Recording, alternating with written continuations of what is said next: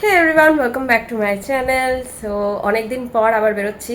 আর Sunday যেহেতু, তো ইচ্ছে আছে একটুখানি কিছু এক্সপ্লোর করি আশেপাশে।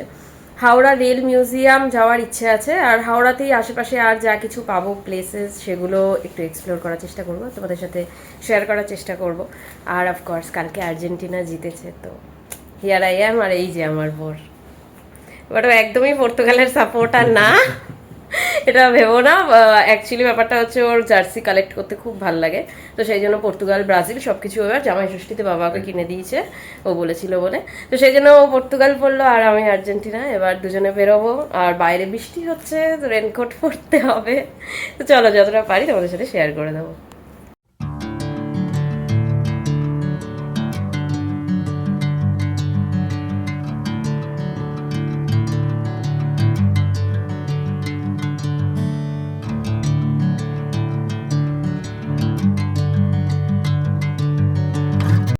আমাদের ফার্স্ট ডেস্টিনেশন ছিল হাওড়া রেলওয়ে মিউজিয়াম, যেটা কিন্তু হাওড়া স্টেশন থেকে মাত্র 5 মিনিটের ওয়াকিং ডিস্টেন্সের মধ্যেই পড়ে। তো যারা বাসে বা ট্রেনে করেও আসছো, হাওড়া স্টেশনে এসে 5 মিনিটে এখানে পৌঁছে যাবে হেঁটে। 8টা থেকে রাত 8টা পর্যন্ত এই মিউজিয়াম সবার জন্য খোলা থাকে, প্রত্যেক দিন খোলা থাকে। আর মর্নিং ভিজিটার্স যারা আছো বা মর্নিং ওয়াকার্স যারা, তাদের জন্য 5টা থেকে 8টা পর্যন্ত পার্ক খোলা থাকে। অ্যাডাল্টদের জন্য এখানে এন্ট্রি ফি 30 টাকা করে। তো সবার প্রথমেই একদম মিউজিয়ামে ঢুকে বাঁ হাতে দেখলে তোমাদের চোখে পড়ে যাবে 150 বছরেরও পুরনো ওয়াগন, ক্যারেজেস অ্যান্ড লোকোমোটিভসের এভলিউশন কোথা থেকে কিভাবে হয়েছিল, কে প্রথম শুরু করেছিল, সব কিছুর মডেল ডেটা সহ এত সুন্দরভাবে এক্সপ্লেন করা আছে। তো যারা খুব ইন্টারেস্টেড এই সব সিস্টেম সম্পর্কে জানতে, বা যাদের এগুলো হিস্ট্রি অ্যাজ আ হিস্ট্রি খুব জানার ইচ্ছা ভালো লাগে, তারা কিন্তু এই মিউজিয়ামটা বেশ ভালোই এনজয় করবে। এখানে সমস্ত কিছু কিন্তু ডিটেলসে পিকচারের সাথে সাল অনুযায়ী কবে কোনটার এভলিউশন হয়েছিল, আর একদম পাস্ট কী ছিল, আর একদম প্রেজেন্ট কী আছে, সেইগুলো সব ডিটেলসে দেওয়া আছে। তোমাদের সাথে যতটা পেরেছি শেয়ার করে দেওয়ার চেষ্টা করেছি।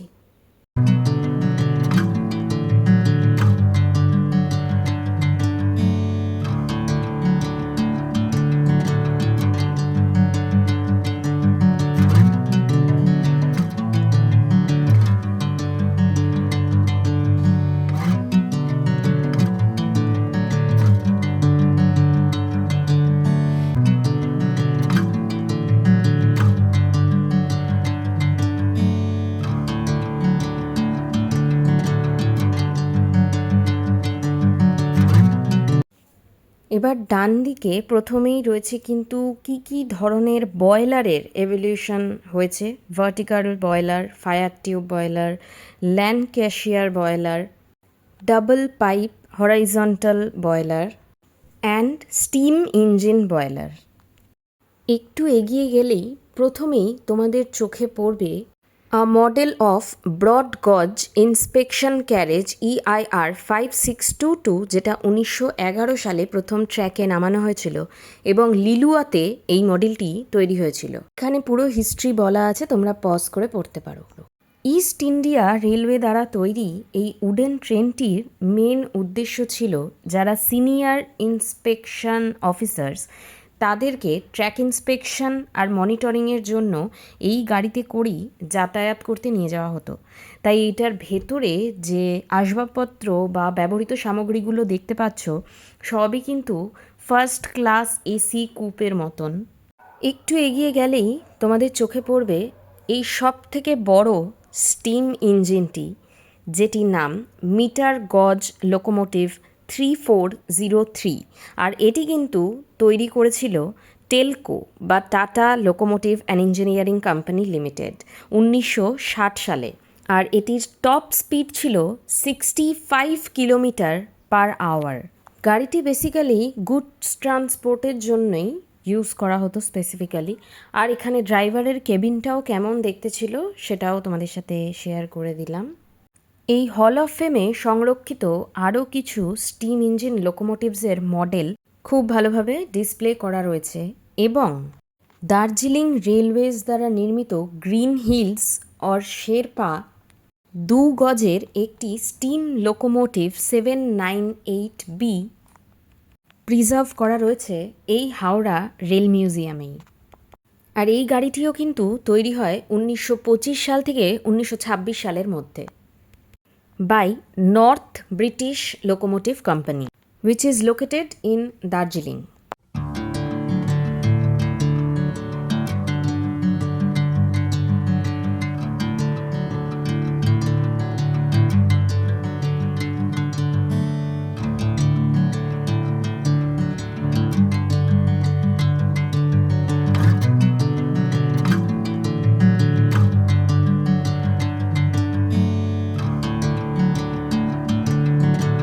হল অফ ফেমের ঠিক ডান হাতেই এরকম একটা ম্যাপ দেওয়া আছে রেল মিউজিয়ামের, তো এইটা ফলো করে করে কোথায় কি আছে মানুষ দেখতে পারে। আর এই বাইরের দিকটা যেটা দেখতে পাচ্ছ, এখানেও কিন্তু রেলওয়ের বহু পুরনো জিনিস রাখা আছে, আর চাকা কোন গাড়ির কীরকম টাইপের চাকা, প্লাস এগুলো এভলিউশন হয়ে হয়ে এখনকার চাকা কীরকম সেই মডেলগুলোও দেওয়া আছে। ইভেন ট্র্যাক চেঞ্জ করার জন্য যেগুলো ইউজ করা হয়, লিভার, সেইগুলোরও সমস্ত কিছু ডিজাইন এখানে অ্যাভেলেবেল রয়েছে। বাট সামহাও আমার মনে হয়েছে যে অনেক বেশি মেনটেনেন্স দরকার। 2006 সালে তৈরি হয়েছে এই মিউজিয়ামটি, কিন্তু মেনটেনেন্সের অভাবে এখনই কিন্তু বেশ পুরনোই দেখতে লাগে। ডান হাত দিয়ে হেঁটে গেলে দেখতে পাবে এরকম ট্র্যাকের মতন বিরাসত বলেও একটি সেপারেট মিউজিয়াম আছে, যেখানে পুরনো ইস্টার্ন রেলওয়েতে কী কী জিনিস ইউজ হতো সেইগুলো সব দেওয়া আছে। সেগুলো আমি পরে তোমাদের সাথে শেয়ার করছি। এখানেও অনেক বড় জায়গা জুড়ে কিন্তু এই মিউজিয়ামটা তৈরি। দ্বিতীয় বৃহত্তম এবং অন্যতম ব্যস্ততম রেলওয়ে স্টেশন হাওড়া, সেটির আদলে তৈরি হয়েছে এই মিউজিয়ামেরই একটি গ্যালারি, যেটার সামনে রয়েছে এই টয় ট্রেনটা। আর এখানে যদি কেউ ফ্যামিলি নিয়ে আসে 20 টাকা পার হেড দিয়ে পুরো মিউজিয়ামটি ঘুরে দেখতে পারে। এখানে ভেতরে ছোট্ট একটি মিনি রেপ্লিকা মতন তৈরি করা হয়েছে।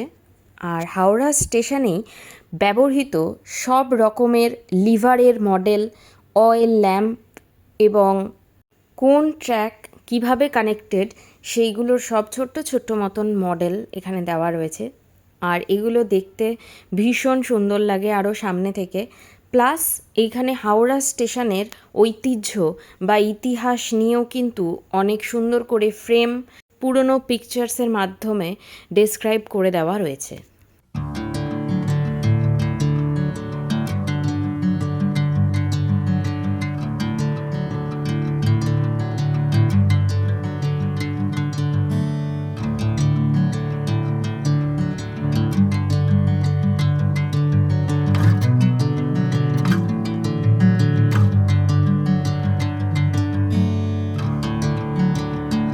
দেখি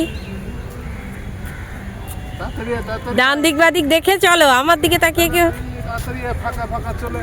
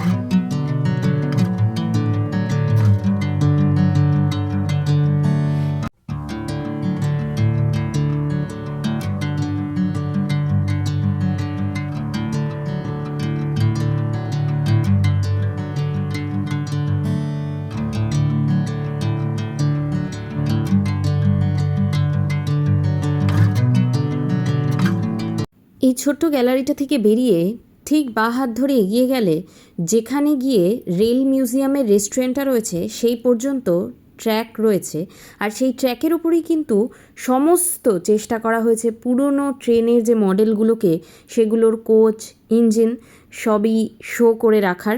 কিন্তু হ্যাঁ, মেনশন করে দেওয়া ভালো, এখানকার পরিবেশ খুব একটা আমার ভালো লাগেনি, বেশ আনকমফোর্টেবল পরিবেশ।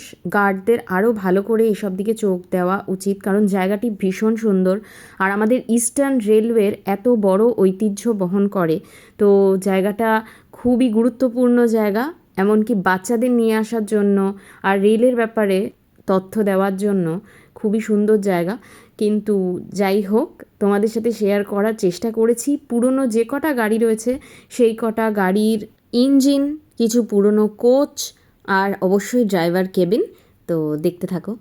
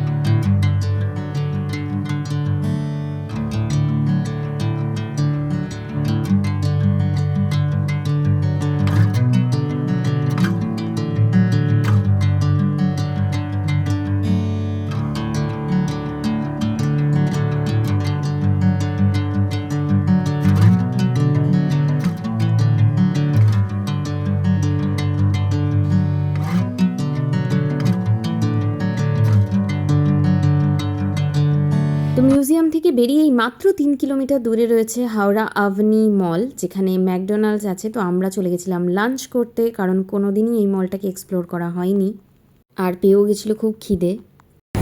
আমরা কি অর্ডার করলাম ম্যাকডোনাল্ডস থেকে? চিকেন ডিলাইট, ওই তো এখানে লেখা আছে চিকেন ডিলাইট আর চিকেন ম্যাক গ্রিল অর্ডার করেছি উইথ স্মল ফ্রাইজ, কারণ অল্প করেই খাবো, দেখবো যদি অন্য জায়গায় আরও কিছু খাই। আমাদের অর্ডার এসে যাওয়ার পরেও আমরা একটা ডাবল চিকেন বার্গার অর্ডার করেছিলাম, বিকজ পেট ভরেনি অবভিয়াসলি। তো ওখান থেকে বেরিয়ে কিন্তু আমরা চলে গেছিলাম নয়া মন্দির, কারণ আমাদের মেন উদ্দেশ্য ছিল এই নতুন মন্দিরটাকেই দেখার।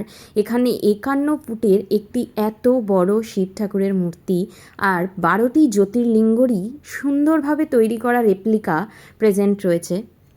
এটি আভনি মল থেকে প্রায় 6 কিলোমিটার ডিস্টেন্সে অবস্থিত। তো আমাদের আধ ঘন্টা মতন লেগেছিল বাইকে করে পৌঁছতে, আর গিয়েই দেখতে পেয়েছিলাম এত সুন্দরভাবে মন্দিরটাকে সাজানো। এখানে একটা গুহার মতন করা রয়েছে, যেটা কিন্তু জ্যোতির্লিঙ্গগুলিরই এন্ট্রি পয়েন্ট। শালকিয়া স্কুল রোডে অবস্থিত এই মন্দিরটি নয়া মন্দির বা শেঠ বংশীধর জ্বলন স্মৃতি মন্দির বা বাঙ্গেশ্বর মহাদেব মন্দির নামেও পরিচিত। এই মন্দিরটি খোলা থাকে সকাল 5:30 থেকে দুপুর 12টা পর্যন্ত এবং বিকেল 4টে থেকে রাত 8টা পর্যন্ত।